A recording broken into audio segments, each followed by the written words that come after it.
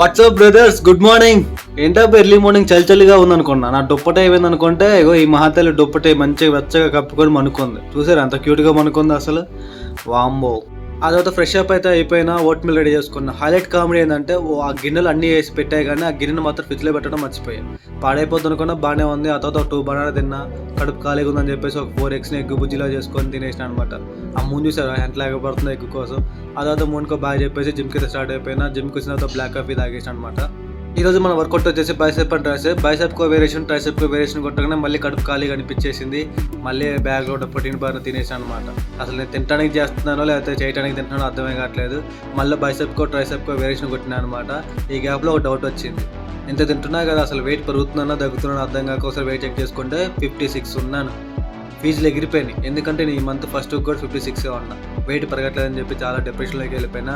అదే బాత్ తోటి వర్కౌట్ అయితే కంప్లీట్ చేసిన. ఇంటికి వచ్చిన తర్వాత ప్రోటీన్ షేక్ తాగేసిన. అండ్ ఈరోజు డిన్నర్ వచ్చేసి చపాతీ, 3 ఎగ్స్, పాలకూర అండ్ కీరా అండ్ రైస్.